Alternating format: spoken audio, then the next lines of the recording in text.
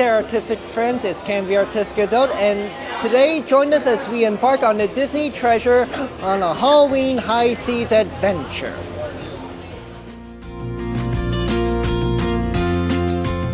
To board the Disney Treasure is a really fun experience. As you go through the main terminal in Cape Canaveral, you can also spot a model of the Disney Magic, the original Disney cruise ship. You can also look out onto the Disney Treasure as there is a balcony where you can look out and see it in all its glory.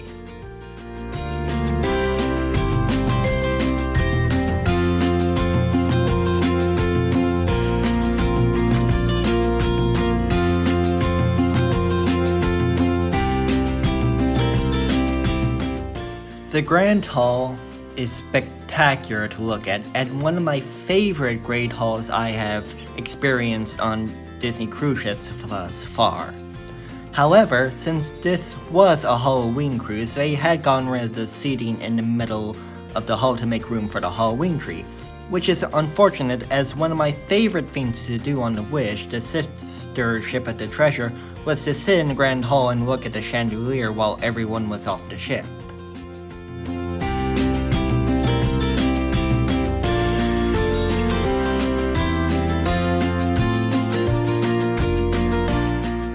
I enjoyed the ship a lot more than the Wish, as the bars and adult areas were more to my taste than the ones on the Wish. Most of the bars that are exclusive to being found on Treasure were themed to different attractions that had at one point or another been featured at the parks, with the only exception being Scat Cat Lounge, as that was themed to the Aristocats.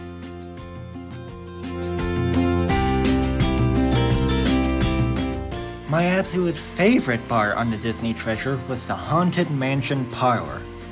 It was incredibly well themed and practically oozing with gothic detail. Every painting told a story, every artifact had a secret meaning to it. However, despite its superb theming, the parlor's beverage selection is limited, and some of the drinks are sickly sweet or downright bizarre if you don't know what you like. I had the Happily Never After, which was Grey Goose, Chambord, Lemon, Apple, and Black Cherry, and it was sweet but not overly so, which I enjoyed. My second favorite bar on the Treasure was Skipper Society, themed to the world famous, or is it infamous, Jungle Cruise. I love this bar mainly because of the attention to detail and atmosphere this area has. The moment you are near the bar, you can hear the music of the 1920s and 30s being played instantly, transporting you to a far-off age of exploration that doesn't take itself too seriously. My favorite detail is the pith helmet lights above the main bar and the correspondence to Alberta Falls from various friends and acquaintances she has made throughout the years.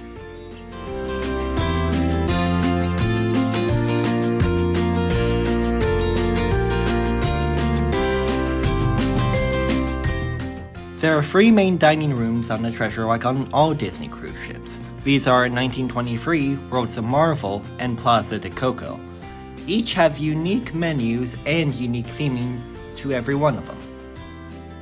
Out of the 3, 1923 is the only one that isn't overwhelming in volume, as the restaurant is themed to be more of an upscale dining location.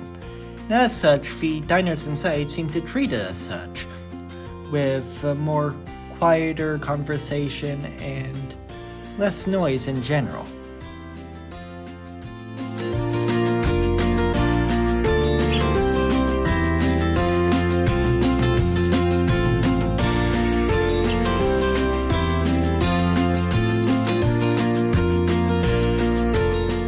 Plaza de Coco is my favorite out of the 3 for food, especially on the second night. However, the noise level is significantly louder as the layout of the restaurant is one main dining area instead of being split into 2 separate areas like Worlds of Marvel and 1923. The show, however, was really good, and they paced how they served the courses in between the show segments really well here.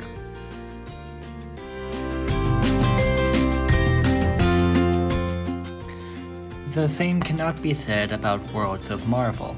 It is, in my honest opinion, the weakest out of the three. It is loud, unbelievably so, as unlike 1923, it doesn't look like an upscale dining room, and as such, some people treat it as a normal restaurant. And as such speak at a normal tone, which can be deafening at times. To add to the noise is the virtual show, which has high intense action scenes that really seem unnecessarily loud at times. Another gripe I have is that the timing for both the first and second night to serve courses were off at least in our dining room. By which I mean the time dessert came around, the show was nowhere near completion. It was odd because as I was leaving, I noticed the other dining room had progressed to where Spider-Man was out meeting with the guests, but ours was just beginning the finale, which was probably to give Spidey enough time to interact with one dining room before moving on to the next, and not have guests wait an absurd amount of time. But I do wish the pacing was better between our dining room and theirs.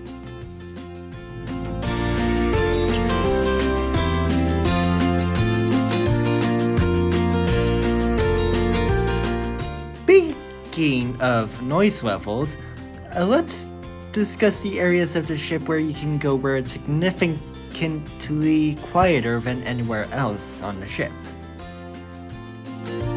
For a quiet breakfast, you can either head to 1923 for a seated breakfast, or you can head to Marceline Market to pick up something from the buffet, and if you do choose the latter option, I recommend you pick a seat on the balcony overlooking the back of the ship.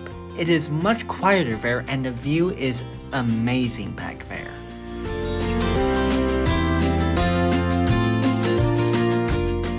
This next area sounds like a whale of a tale, but I swear it's true. In the early morning, Periscope Pub will be open for anyone to visit, but it won't be open for service, so this makes it the perfect time to come in, take a few minutes, and just relax. A cast member told me that she had an activity scheduled in there, but nobody showed up to it. And it was the most peaceful and tranquil 30 minutes that she had. So, if that isn't a recommendation, I don't know what is. The third quiet place I would like to mention on the Disney Treasure is the Chip and Dale pool, located at the front of the ship above the Toy Story Kiddie Play Pool. This pool offers more serenity than the adult area at the back of the ship and is not as used as the main pools are.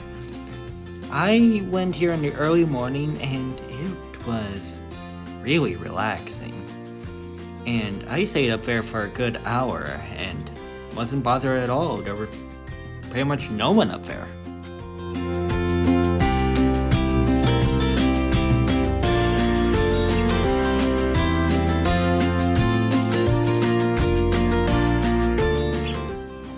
Well, that brings us to the end of today's adventure. Thank you for joining me on this 7-night cruise with me on the Disney Treasure. If you like this video, please hit the like button down below and hit subscribe if you want to see more. Until next time, artistic friends, I'll see you on the next adventure.